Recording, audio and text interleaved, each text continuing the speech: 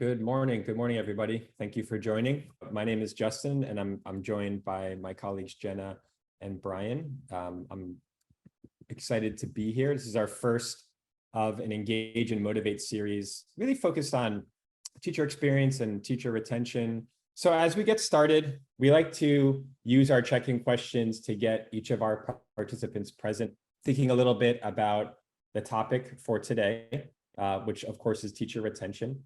And our check-in question for today is, what's your workplace love language?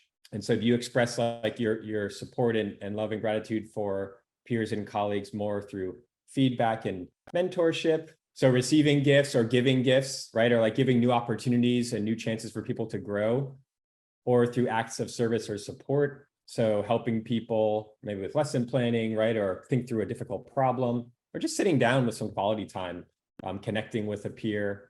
Carrie's sharing words of affirmation, appreciate that. Or physical touch, a high five, fist bump, things like that. How do you connect with others and express your support and gratitude for them, and vice versa? And we're going to dive a little bit more into this idea of expressing support and gratitude as we get into unpacking the key three of teacher retention and the role that these types of affirmations, right, or acts of support, or giving new opportunities, or giving cupcakes, cookies, and pizza, right? The things that those can do to contribute to retention as we get into the rest of our session. All right. So again, my name is Justin. I'm joining you from Miami, Florida, former teacher here in Miami-Dade County Public Schools. I work in the Southeast and support districts and schools in this region of the country, primarily with strategic planning, helping to solve and address teacher retention challenges, and also supporting schools with designing and implement personalized learning. My name is Brian C., coming to you from Memphis, Tennessee. I've been a classroom teacher, principal, and district leader, and I'm a design principal here with Education Elements. Been thinking a lot about teacher retention over the years, and I'm happy to be doing a lot of this work right now with districts across the country, trying to figure out how we can really keep teachers in the classroom and in front of kids. Hi, everyone. My name is Jenna Barkowitz, and I'm also coming to you from Memphis, Tennessee. I've been in education for about 18 years as an elementary, middle school teacher, a school principal, and then partnered with districts across Memphis as they have adopted new curriculum, instructional practices, improving instructional practices. And then most recently, have worked side by side with districts to provide a variety of support, from executive coaching to planning, and excited to be here with Ed Elements. I think specifically around teacher retention, I've just heard pretty consistently a challenge with keeping teachers.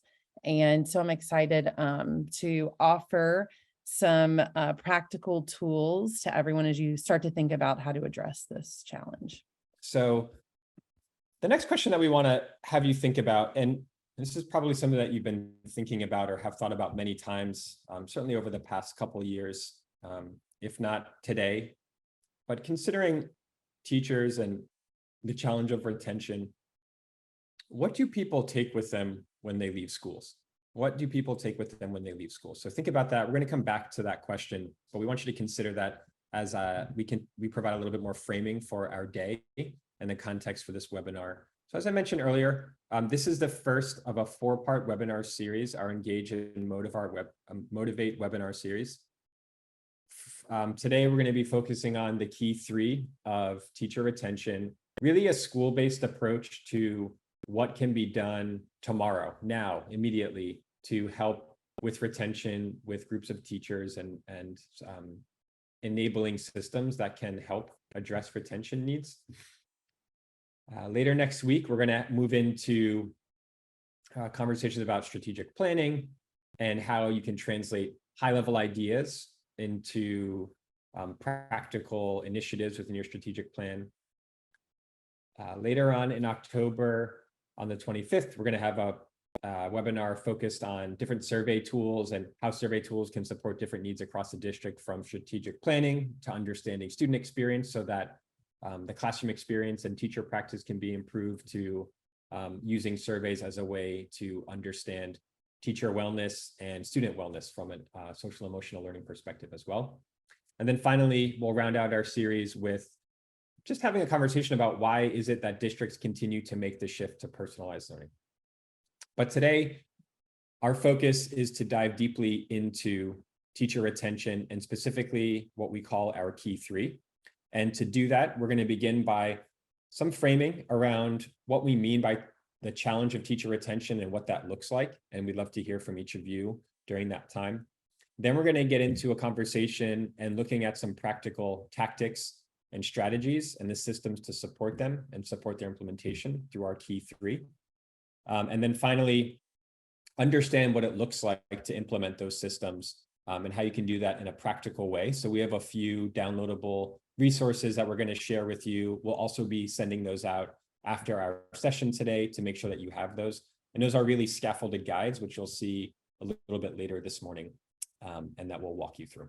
So before we dive into the content of the session today, we wanted to just take a minute to share just who we are, a little bit more about who we are and what we do at Education Elements. So at the core, we really believe that schools grow when people grow.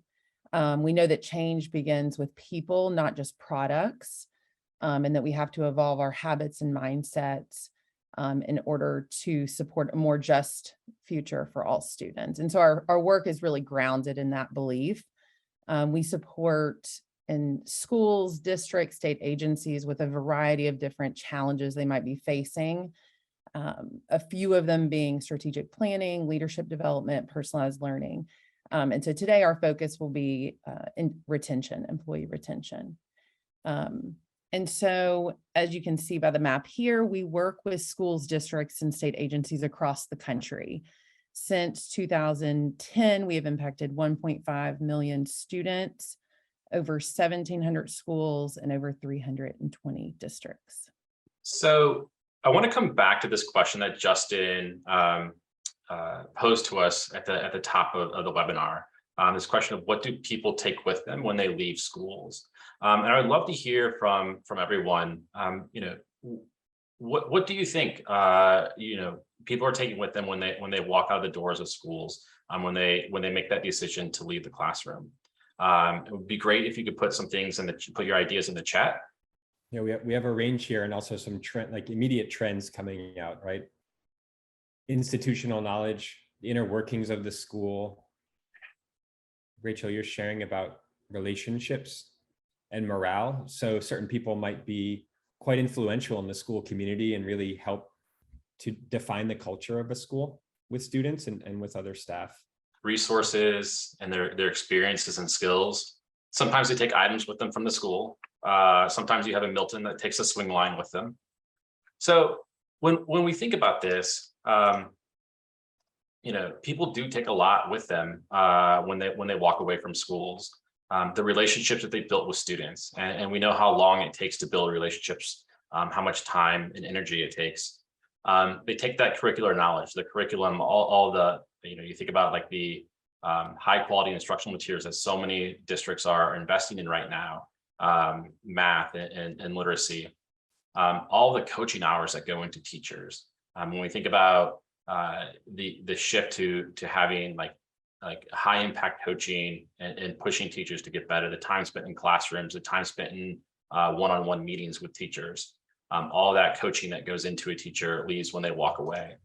The operational knowledge, I saw a lot of people mentioning institutional knowledge in the chat, and just like knowing how the school works is an incredibly valuable resource. The initiatives that schools pour in, when you introduce things like personalized learning and the cost that it takes to roll out an initiative over the course of not just a school year, but multiple school years, that walks out with teachers.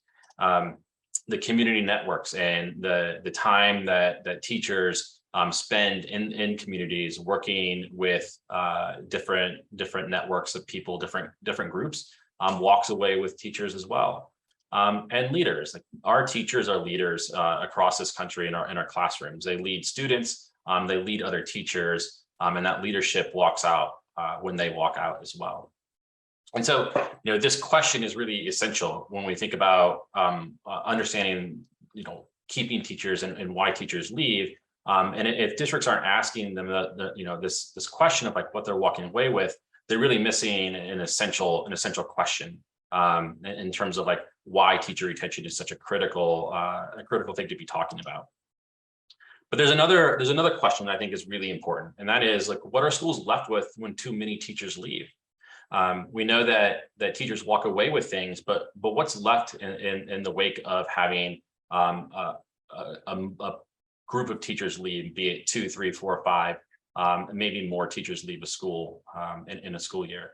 And so I'd love to see, again, your responses to this in the chat. What are schools left with when teachers leave? I think like the immediate thing is that there always seems to be a void, right? Especially when teachers made the decision to leave in the middle of the year, and you're left picking up like, how did that person plug into all the different systems in the school? Mm-hmm. And just to build on that, Brian, just the impact that has on the other teachers in the building, right? So with that void, what are other teachers, what are other leaders having to take on? Which I see a lot of different responses in the chat here on culture gaps in student learning, a lot of student impact. Uncertainty has come up a couple times here. Mm-hmm. I do appreciate how a few people are sharing, thinking about it as an opportunity as well. So Michael, you're talking about potential to rebuild culture depending on who leaves, right? Or that it is a new opportunity, right, for others to step into leadership roles. So while it is no doubt challenging, there also are opportunities to change and to adapt. But as each of you mentioned before, the depth and breadth of what is left or taken when teachers leave, it certainly gets at what you're talking about in terms of communication gaps, capacity, right, having to restart with training, etc. Yeah, and I think like when we think about this, like we see many of the same things, right? Schools end up with teacher shortages and inequitable access to high quality teachers. There's an increased workload on the teachers that are remaining, and that's real, and it's something that we've heard a lot about in recent months. When teachers leave, it leads to reduced student learning and achievement. The data bears that out. There are higher financial costs to losing teachers. There are estimates depending on be it you're in a rural district to an urban district, ranging from $10,000 to $20,000 to replace a teacher. There are school communities become destabilized because of the role that teachers play with students and families. You have weakened networks, and so fewer people to be able to call on when teachers leave. And again, that leadership vacuum, right? When you don't have someone to step in and really lead children until you're able to hire someone and onboard someone, and that takes time, and not just a few weeks or months.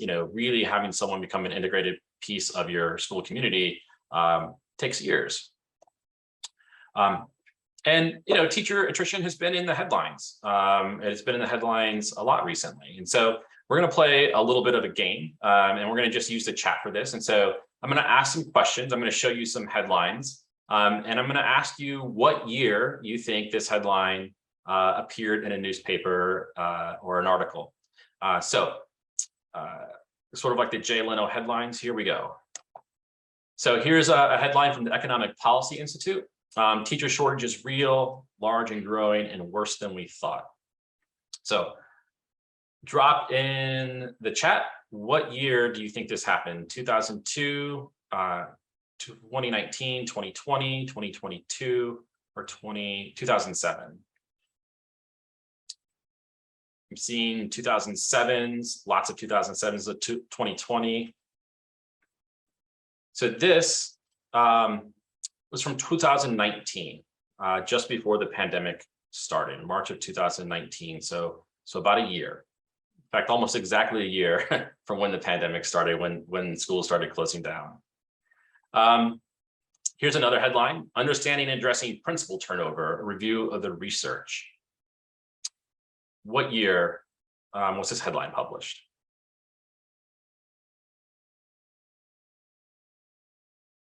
seeing 2020,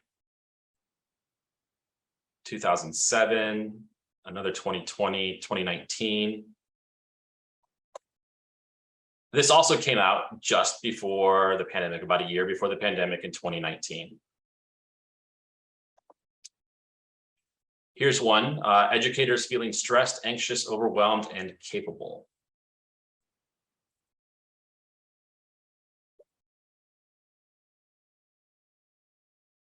More 2020s, 2019. This one, it came out just after the pandemic started, so June, just as schools were starting to wrap up for the year. You can probably see where we're going with this, right? Here's another headline: context before crisis, vacancies, attrition in our teacher pipeline.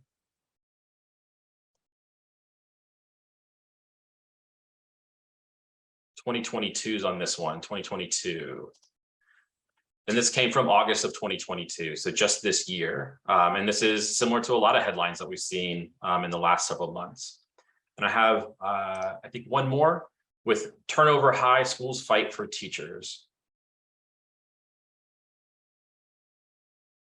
2020, 2022,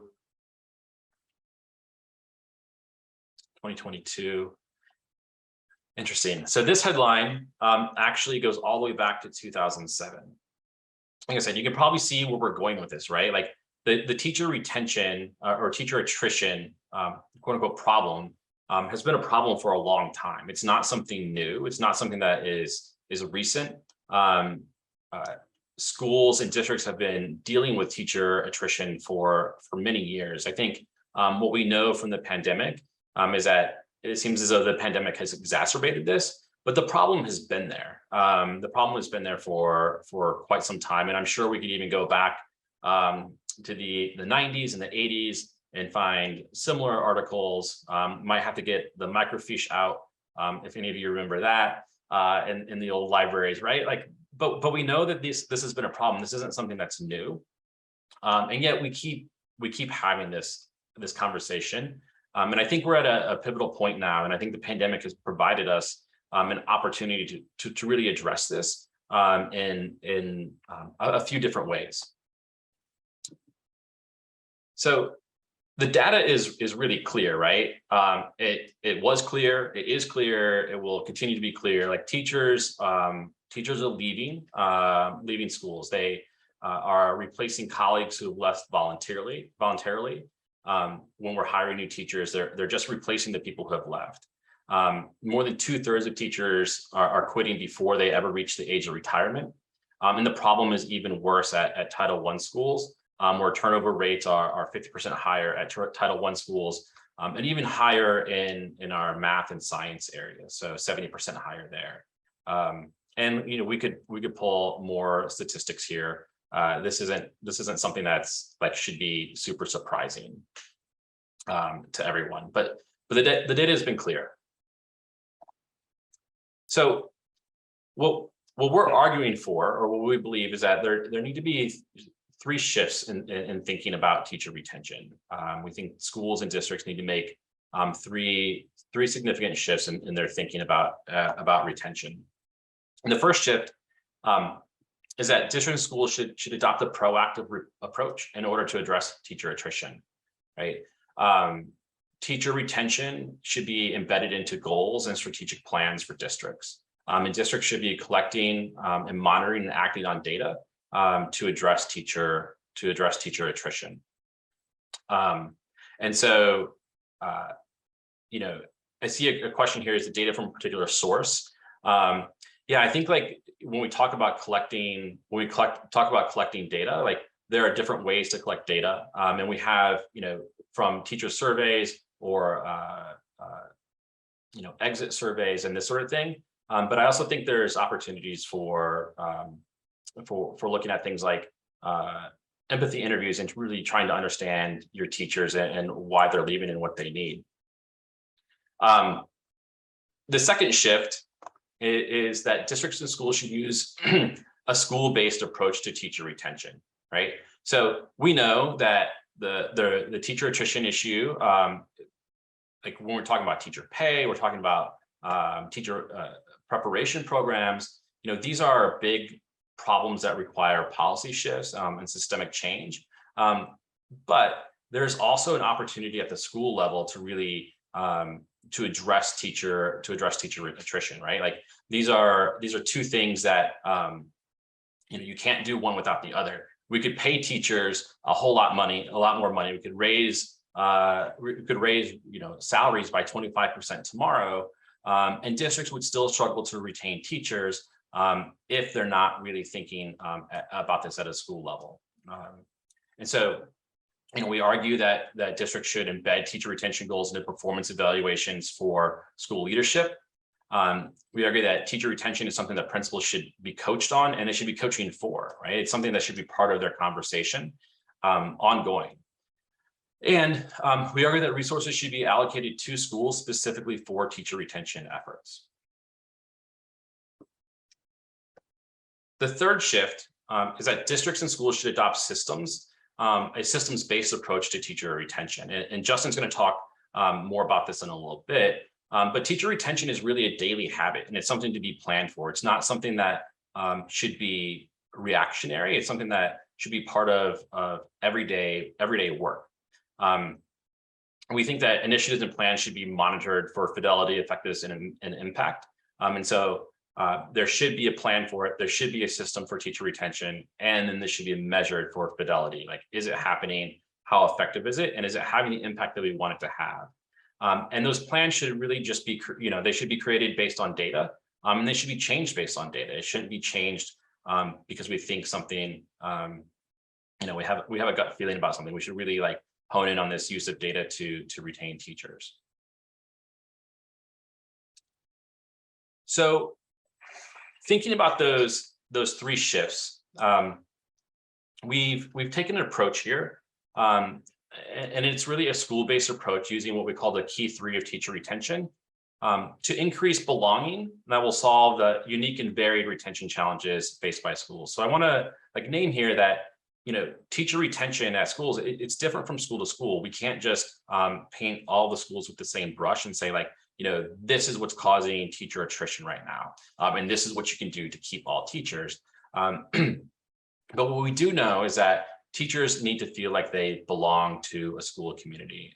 And this is true for, not just schools, but for all businesses and organizations. The elements of belonging are what really tell someone that, this is where I am and this is where I want to stay for the long term. And those elements of belonging, these aren't groundbreaking, research backs this up. Right? Teachers should feel agency. They should be empowered and have some autonomy, and they should be included in decision making. Development, we know that teachers need to be developed. They need to get feedback. They need to be recognized for opportunities and growth. Schools, our teachers need to feel a sense of equity, that work environments are equitable, they're inclusive and representative of them and the students that they serve, and that organizations prioritize wellness, the social, emotional, and physical well-being of their teachers. But here's the thing, when we just say these things, right? The teachers need to have agency or development. It's not enough. What does a school really do with that? To say hey, your teachers need to have agency, right? I would argue that most principals would hear that and say okay, I already do that. My teachers have agency, and then they move on and continue on with things, right? What we believe is that, and we've talked to leaders, we believe that leaders that retain their teachers do three things, right? They know their teachers, they engage their teachers meaningfully, and they celebrate their teachers authentically, right? And through these three things, they're able to increase the elements of belonging and drive the elements of belonging with their teachers. So when I say leaders know their teachers genuinely, I mean, they spend scheduled time with them, right? They put it into their calendars. It's sacred time. They know what their teachers are good at. They know what their teachers are working at to get better on. They know what their aspirations of their teachers. And they really promote this secure social network for their teachers, right?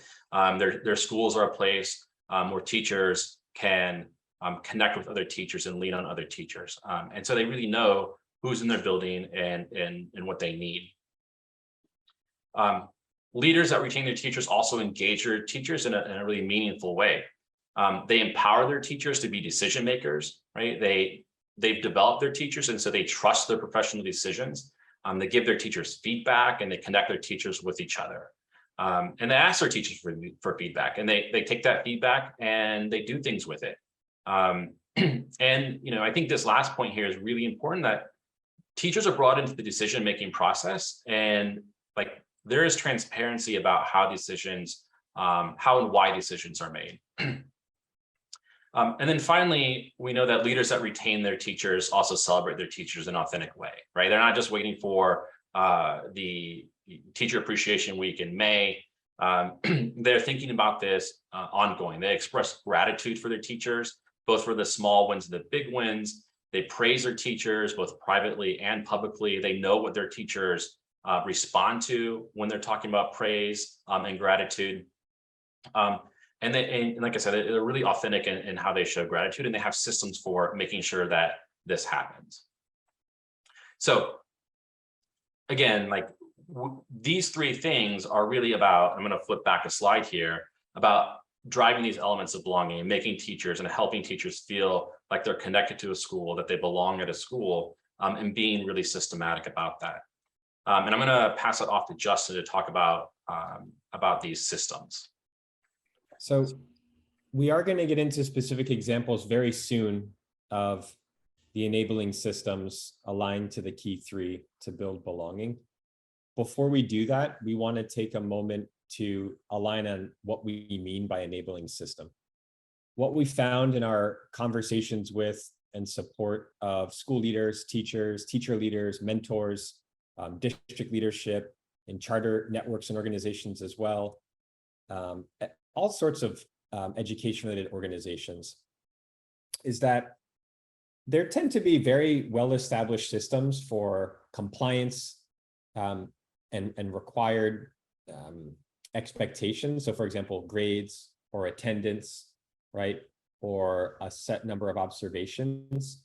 When it comes to teacher retention though, and this is changing slowly, but when it comes to teacher retention, it's not part of a leader's practice or at a systems level. It's not part of the standard practice to design certain systems and implement and sustain them in a way that is meant to intentionally address retention needs and put positively to address to build more belonging environments day by day.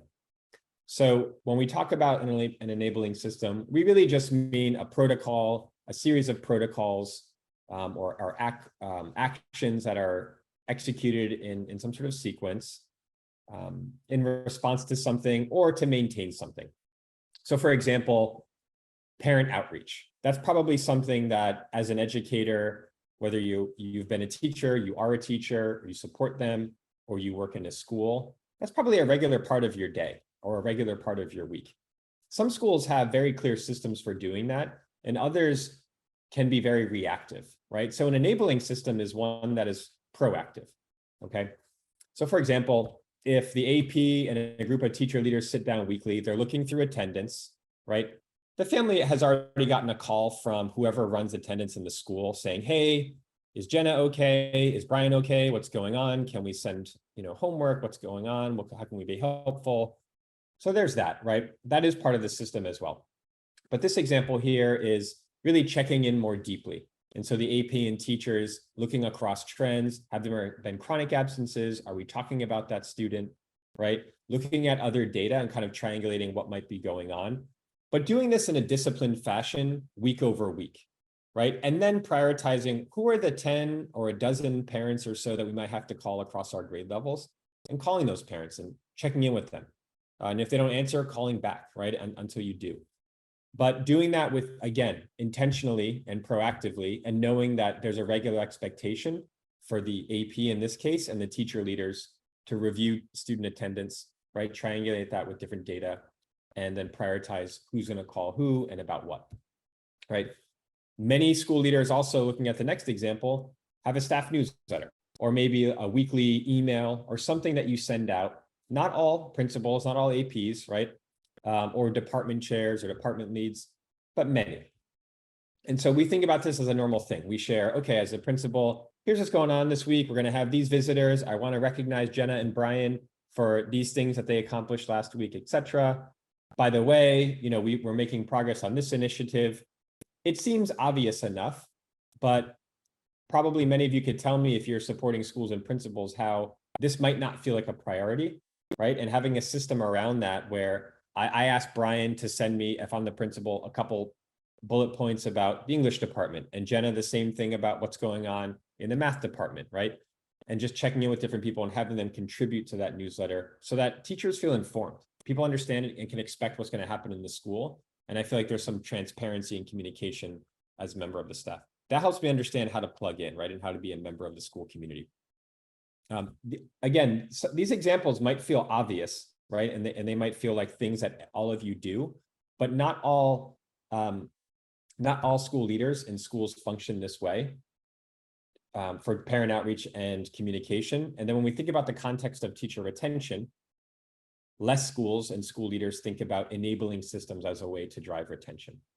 And so we position these enabling systems, yes, as a way to build belonging, as Brian talked us through earlier, and to build belonging steadily and over time. And so we're going to get into exactly what we mean by these enabling systems and what examples of them look like. One thing to help you understand a little bit more which enabling system might make sense for your school, if you're a leader or you support leaders or teacher leaders who support teachers, is a diagnostic tool that we've created. And so this diagnostic tool, you'll see that there's 3 different colors. So they align to each of the key 3 that Brian explained to us. This is just meant to be an informal kind of pulse check for your own practice, or if you support principals or APs or those who support teachers, this can be a tool that you use with them in collaboration with them to do a guided reflection. And the basic idea is, as you'd expect, just checking in on each of the key 3. Shouldn't really take any longer than maybe 10 minutes. And thinking about, am I doing these things? Where is the maturity of my practice, and how confident do I feel, and how consistently do I do some of these things? And so we're gonna Brian, if you can click into the larger example. We're not going to spend too much time on this, and again, we are going to share this out with you. So when we're looking at this example here, and we'll just get into one, for example, right? Knowing teachers genuinely. As Brian talked about earlier, being intentional about setting up sacred time with teachers, that might not mean all of your teachers, right? If you're a high school principal, meeting with 110 teachers every month, that's pretty much all that you would do, right? So we recognize that that's not realistic. However, if you're segmenting your group of teachers and you know, like, okay, these are the ones that I really need that really need attention. I've noticed that like these 2 have really been struggling. These 3 are brand new, right? And these 5 are the lifeblood of the school. They carry the culture of our school at the classroom level. I need to prioritize meeting with that group of teachers every single month, right? Are you doing that? And then the next question is, what does that look like? So we're actually going to share a one-on-one meeting protocol with you shortly. So on and so forth.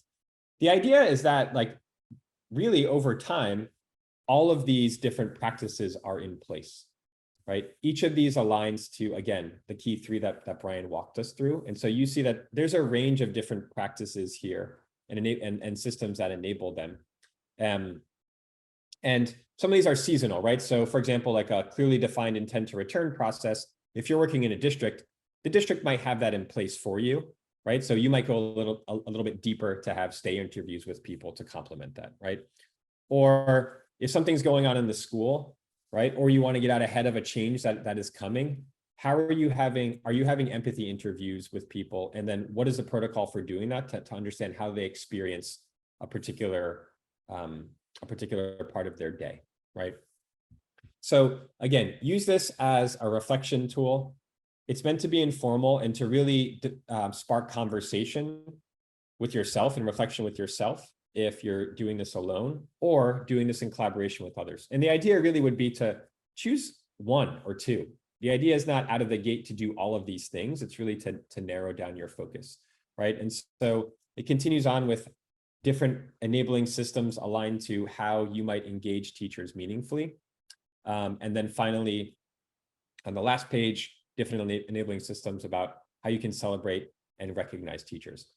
Like we mentioned, and I mentioned in the last slide about enabling systems, almost all school leaders, right, in schools have very clear systems written out in place around attendance. What do we do if a child is absent X amount of times? When it comes to retention, right, there are some things that are in place that can be aligned to retention, but being honest with ourselves and asking, do we really have clear systems and ways that we think about how we're driving retention and doing these things with discipline over time repeatedly, right? That is what this tool is designed to help you begin to think about and identify which systems might be best for your context and for your community.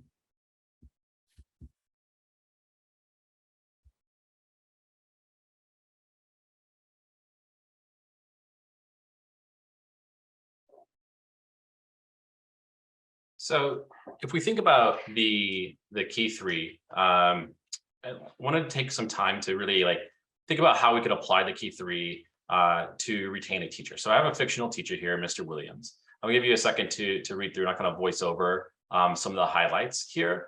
So Mr. Williams is a 7th grade science teacher, 4 years of experience. He started his teaching career with you. He comes to school every day. He's got solid relationships with students and families. In your school, though, last year you lost 9 teachers off of a staff of 45. Some of the teachers left to go into neighboring districts, some left teaching altogether. And then between August and October, you've lost another 2 teachers. And so you've lost 11 teachers total.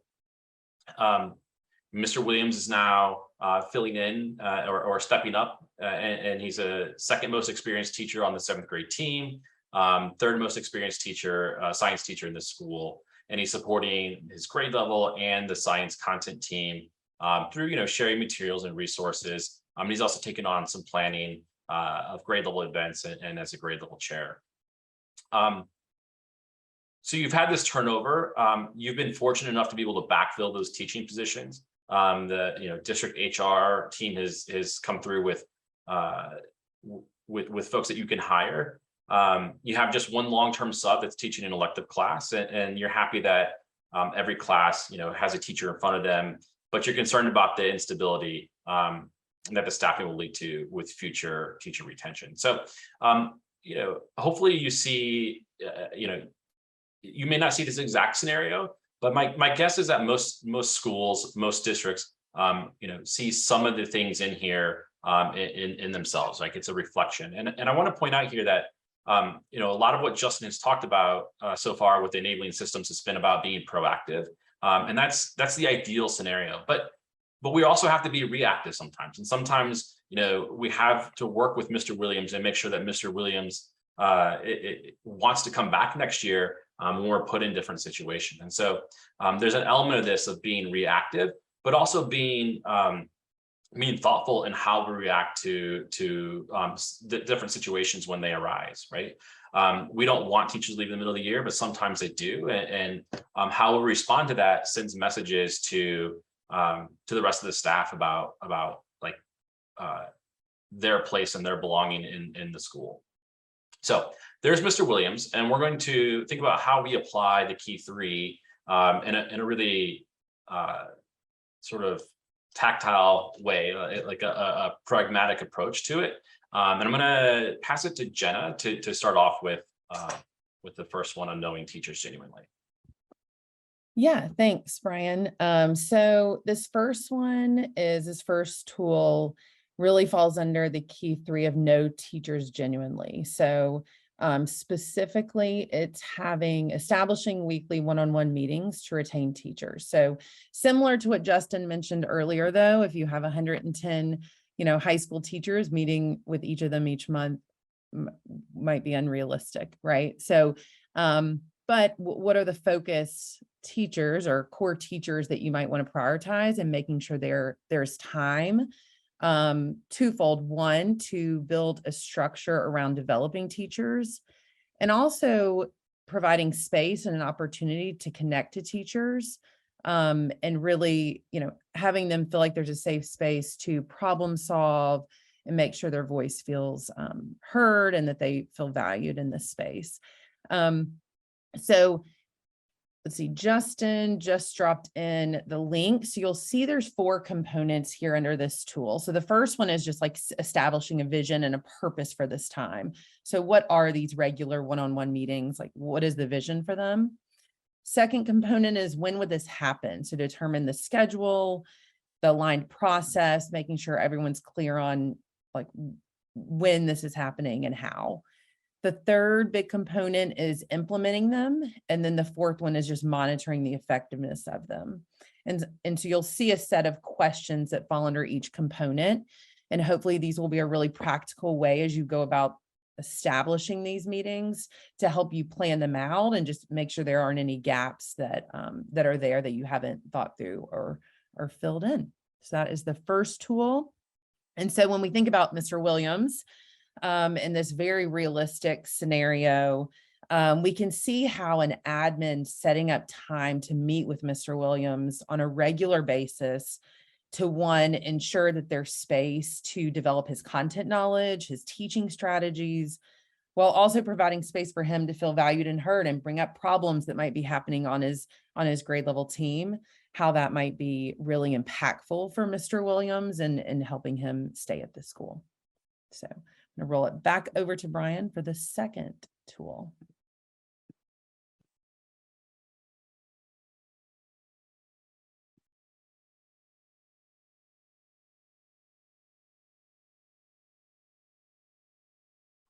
And I'm going to take myself on mute.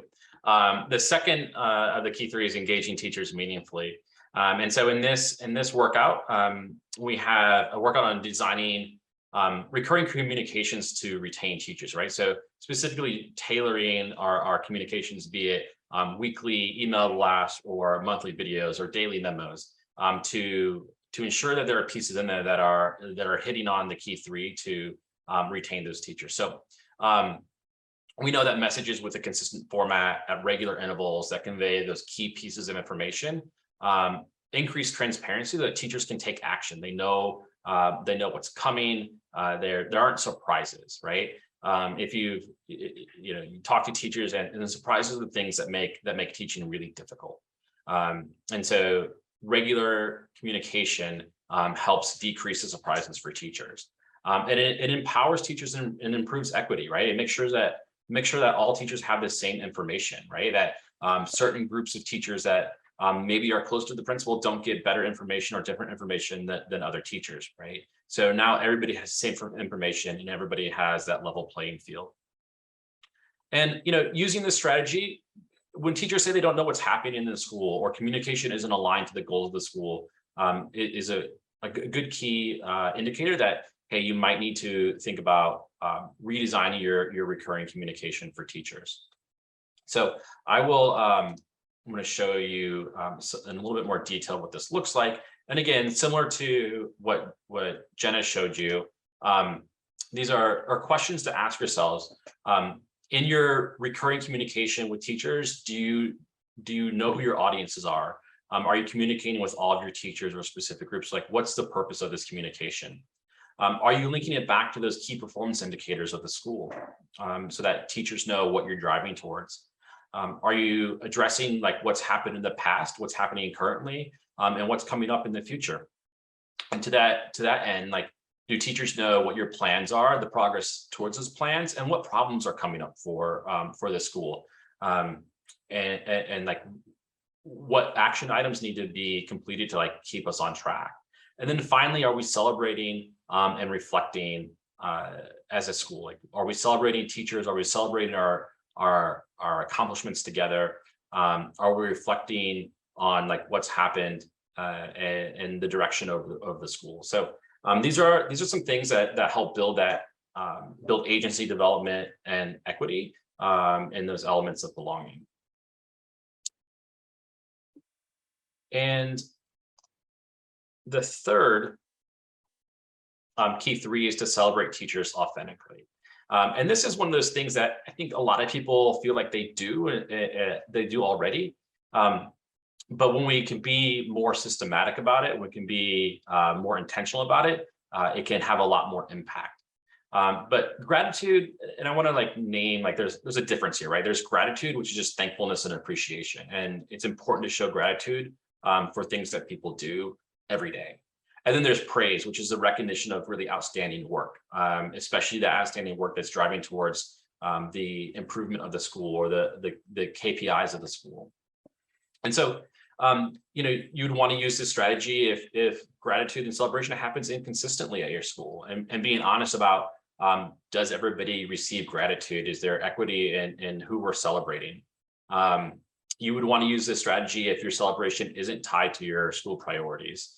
And then how to use it, there's a lot of different ways to use celebration, but really making it systematic, blocking time in your calendar for gratitude by calling or writing your teachers, building gratitude and celebration to every meeting agenda, like really taking the time to systematize it. And again, I'll show you in a little bit more detail here the difference between gratitude and praise, and thinking about acknowledgement and showing thankfulness and appreciation versus really like naming when someone has changed the game for your school or has made an impact and something wouldn't be the same without that person. And I want to again highlight the systems here, creating the time in your daily routine, be it 15 minutes for writing emails, having even a tracker to say like, I've made sure that I've expressed gratitude to all of my teachers, and knowing that that's happened. Again, just building it into different systems, be it meeting agendas or your own calendar.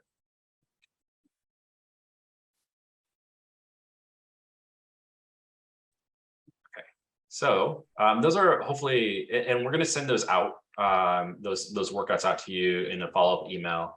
But these are just like 3 examples of how you can use the key 3 and how you can systematize the key 3 to drive those elements of belonging. Jennifer, I hear you. I see your message. Jenna, you're right there with her. Having a spreadsheet.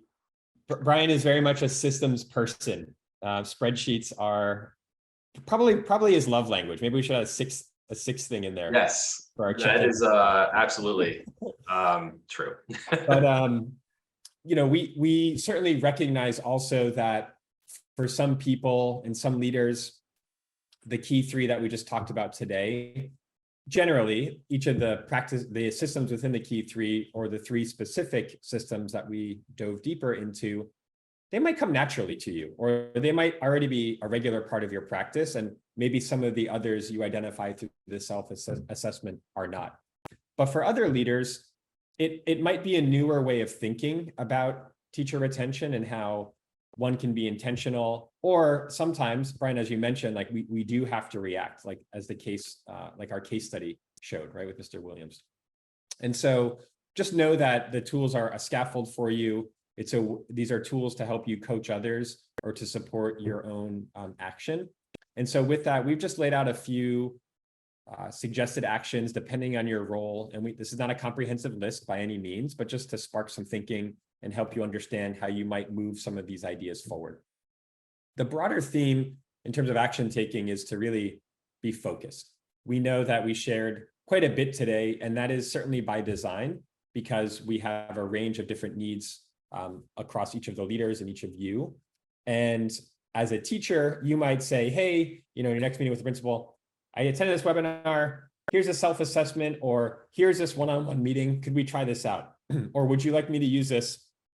Can I use this during our one-on-one meetings? And just help the principal to see, or your AP, or whoever you might check in with in a leadership role, how this can be helpful and how they might use it with others. If you're a school leader, take the self-assessment, even if it's one section before you move on to the next thing that you're doing today, and start thinking about what is one key 3 system that might be helpful for you to incorporate into your practice. As a district leader, you can do something similar. Maybe if you're meeting and sitting down with the principals that you support, you could pull up the key 3 self-assessment. Really think about your principals. Maybe you can identify trends, right? Or you're sitting with a principal and having them identify one specific thing. And then finally, perhaps you're on the human resources side of the district and you're supporting employees across the district or across the network or across the organization. Talk to those principal supervisors, the ones that are interacting with them on the day-to-day. Just share and have a conversation, see what they think. Have them consider the key three, and again, the self-assessment or perhaps some of the workouts to support them in their work as they're collaborating with principals and helping them to take action when it comes to retention. So again, know that these tools are here. We'll send these out shortly after we hang up today. And with that, we'll move to our closing reflection. Yeah, so as you think about the last hour, the key three, the self-assessment, some of the suggested next steps Justin went over based on your role, would love everyone just to drop in the chat, what's one school-based action that you can take to improve teacher retention? See, Kenya said regular check-ins. Yes, absolutely. Carving out time, Melissa said, to check in with staff. Rachel, meet with principals, genuinely know them, share new tools and resources. Excellent. Excellent. Notes of praise or gratitude. Yeah, we know that teacher retention is there are certainly nuances by community, by school, by grade level and different classrooms and personality and experiences involved. And these are very complex challenges, right? And so we certainly recognize that. And part of the way we think about this too is just over time, right? Just these enabling systems helping to make little amounts of progress every time that they're used. And it's encouraging to see the response from, Jennifer, I see what you're sharing here, and several others before you, and Kim, just being more systematic, being intentional about sharing the resources, yes, and having conversations with them about how these can be applied to their context and their practice. I want to say thank you for joining us. This has been a lot of fun thinking about this. It's something that I am passionate about, Jenna's passionate about, Justin's passionate about. We'd love to continue to connect with you about teacher retention. And you can reach out to us through Twitter or Facebook. Our email addresses are there as well.